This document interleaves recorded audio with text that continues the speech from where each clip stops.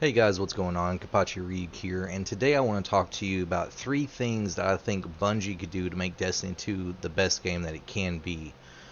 So if you think that some of the things I say is good, let me know down in the comments below. Make sure you like, comment, and subscribe to help me out. I'm just trying to grow my content and just get out there, let myself be known. But without further ado, let's get straight into the video.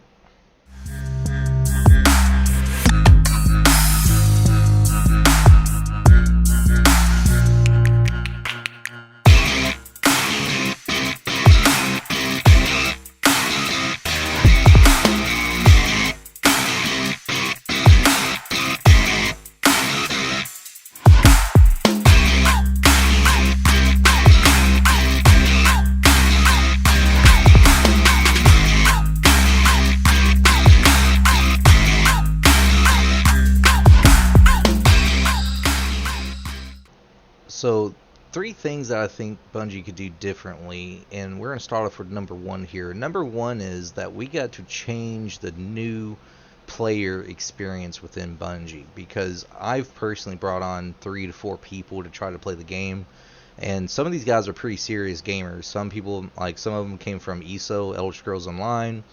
Some of them came from different MMORPGs or just like Modern Warfare or something like that. And when you bring them into Destiny, it's very confusing. It's like it's not very well laid out for the new player, and it doesn't matter if they have a group of people to play with that can explain the whole process and stuff. It just feels very overwhelming, and there's just not a really great new player experience to get going. And they attempted to remedy this by taking out some content and starting them off at a certain point within the game, which is on the Cosmodrome where they work with Shalahan. And but I remember I made an alternate account just to try it out, and even to myself, I was like, well, this is kind of lame. You look at games that have really good player experiences, such as, and I'm not trying to compare Destiny to these guys, but look at games like World of Warcraft, for example. New players spawn into a into like what's called the starter world, right, or the realm of what they're at, and they get a very good deep walkthrough on how things work and how the abilities work and what you want to do and how to do it, and you stay within that realm of things for a couple hours, and that's one experience that you could talk about. But ESO is kind of the same way. And now I know that Destiny 2 is nothing compared to those games. However, we can still look at those and say, okay, what are some other game developers? What do they do right, and what can we take from that? And I think that's what we need to look at is what can we do for the new players that are interested in Destiny, and how can we get them involved and make them stay committed to the game?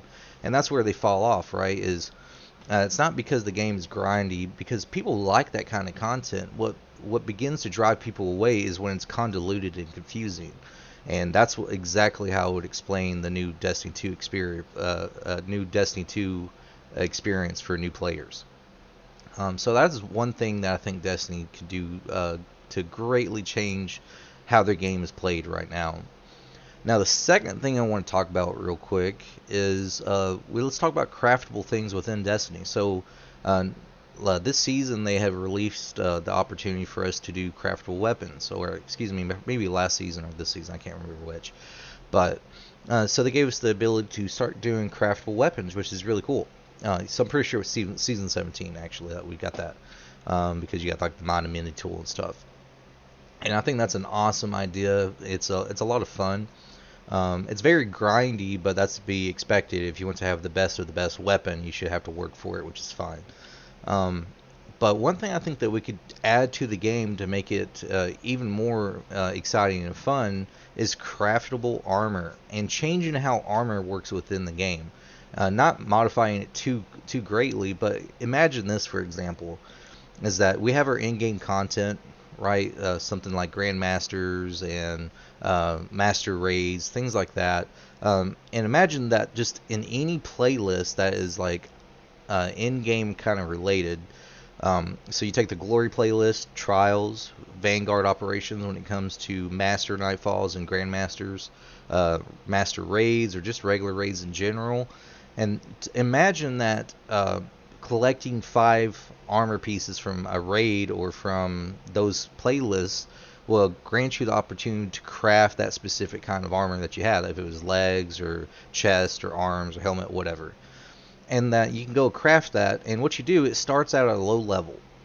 Right, so imagine that you get the armor. It starts out at a value of 48, and you can put the armor on, and just by wearing it, you start to level it up, and by the time you end up at, like, let's say you have, instead of just doing like level 30 for things, we could do like level 100, and at level 100 with your armor, that's when you can specify exactly to the degree of what stats you want within that said armor piece. And let's say, for instance, as well, that I want to wear arc armor, right? So an arc armor piece, so that way I can slot certain arc related mods into that piece. Well, imagine this as well. Instead of us giving us certain things within our the seasonal artifact that allow us to take, reduced arc damage or reduced solar damage, and that costs us 2 points to put into it on our chest piece. Well, imagine that just by wearing arc-related armor that you take reduced arc damage, right? Or by wearing void armor, you take reduced void damage, so on and so forth for each kind of, stasis, void, solar, and arc, for those kinds of things. And I think that would make the game a little bit more fun too, as well, because here's a new thing for me to farm for and to obtain and to level up, and it gives more people more reasons to jump into these content pools. Because again, I see a lot of people, I just now recently, after playing the game for roughly 2 to 3 years, I just recently hit my ability to have triple 100 armor on my warlock, and it wasn't that I even attempted to grind for it. I just within my subclass, I just happen to have the right things on, and I just happen to have the right pieces and things like that on my armor. And I got lucky. I was able to get 100 recovery, 100 resistance, and 100 discipline. And that's really cool. Unfortunately, it's on an armor piece. I don't mind it for PvP, which is its feeding aspects of my warlock, but I'd rather have that on like a different kind of exotic as well. But make that something I think that would be really cool, really awesome. It's a new take on the game. I'm not sure, it's probably not new. Probably not the first person to even recommend it, but I think that would be interesting nonetheless. So that's my number 2. And the third thing I think that Destiny 2 or Bungie could do differently when it comes to their game is we look at and take a serious, I mean a very serious look at PvP right now. And there's kind of like two people or two ideas or two opinions on the matter, that PvP is not entirely broken, that people just suck, or it's the people that's on the other end of the spectrum says, okay, this game needs to be balanced because I can't get into a game without going 1-15 or 1-20 and these things like that. And I'm kind of in the middle there. So starting season 18, what I tried to do is I'm not a bad PvP player in the slightest. Okay, I typically within a control match, I could typically drop a 7.0 KDA, or I could drop if it's somewhat more balanced, I can usually go 2.0 or 1.7, something along that, with dropping 20-30 kills a game. If I'm just absolutely sweating really hard. And we don't typically like clan roll, which means I'm going there with 6 people. We might go in there with like just 2 to 3 people. Sometimes I will just went in there by myself. For most of season 17, that's exactly what was season 18. Excuse me, that's exactly what happened. As I jumped into the Crucible playlist by myself because I had just recently switched over to PC because none of my friends wanted to play with me, and it was just me. And just learning the ins and outs of how PC Crucible works, and what I found was this, and this is kind of just my opinion on the matter. Like I said, there's two differing sides here. We got the people that are good at the game saying just get better at the game and stop trying to ruin my experience, which I see it from their side of things. But I also see it from the side of things, the people that are not like hardcore Crucible players that are forced to be in the playlist. For instance, I haven't finished my Stasis Titan subclass stuff. And there's a lot of stuff I have to do within the Crucible playlist on a Stasis Titan in order to unlock certain aspects and fragments that I need. And it is just about damn near impossible trying to use a Stasis Titan when the only ability you have is the slide piece on the Titan for your aspect, and a couple other things. And what I think that we should do differently within the Crucible playlist itself is, I don't think skill-based matchmaking is a bad thing. But I think it becomes a bad thing when it comes to us having longer load times into things. And again, it's give and take. Like, if you want skill-based matchmaking, you have to sacrifice something. You can't have your cake and eat it too, right? If you want to have better games for yourself, you have to probably have longer wait times. All right. On the flip side of that, if you want to, let's say, play Trials of Osiris, for instance, I think Crucible as a whole is in a weird spot. I don't particularly like the meta of specials everywhere and abilities everywhere. I like gunplay. I like to, if I'm using a hand cannon and they're using a scout rifle, I like the fact that I have to maneuver strategically to get closer to them, so now they're more within my range.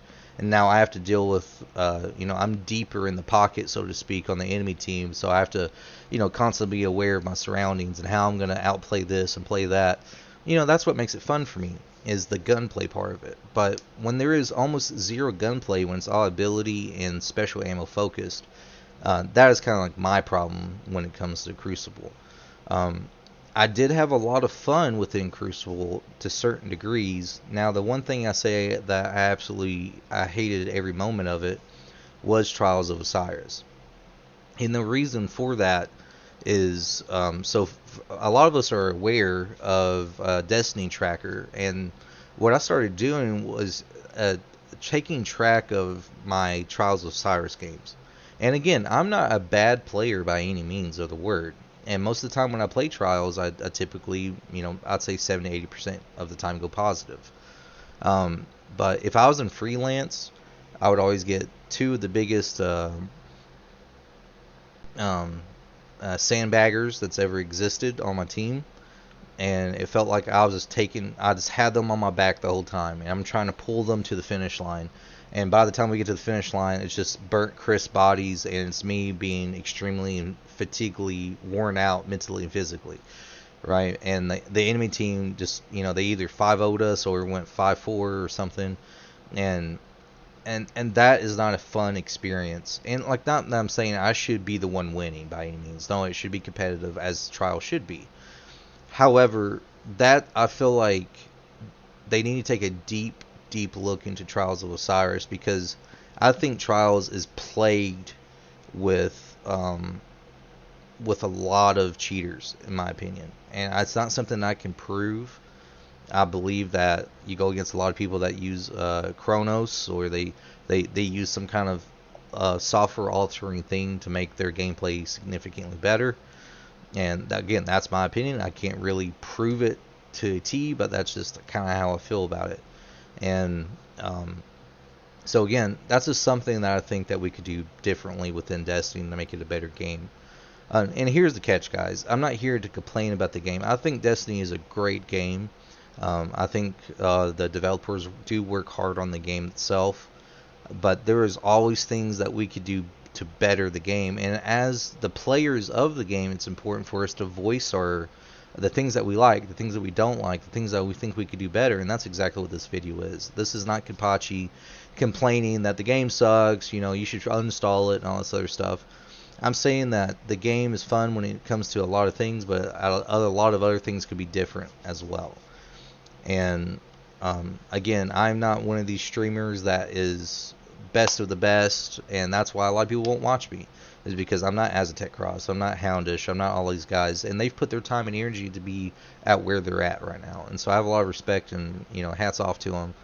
But I'm just a grumpy old veteran who enjoys playing video games, and I like making content and sharing it with you guys. So Again, if you liked this video, please like, comment, and subscribe, and share it with your friends. It would mean a lot to me. I want to get people's opinions on it. Where do you stand in the mix of these things?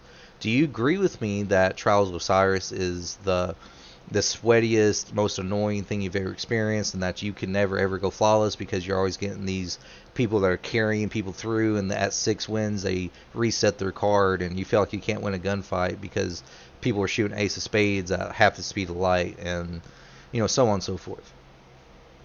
You let me know what you think. What do you think about the armor? Do you think that'd be a cool idea to install in the game, where you get to having a triple 100 build isn't it should be a difficult ride to get there, but it's not impossible, right? Or some of the other things that we talked about. Let me know what you think. I'm interested in seeing what you think. So I appreciate you guys watching my video, and I look forward to seeing you guys on my Twitch stream whenever I'm on. And as always, I hope you have a blessed day, and I will catch you later.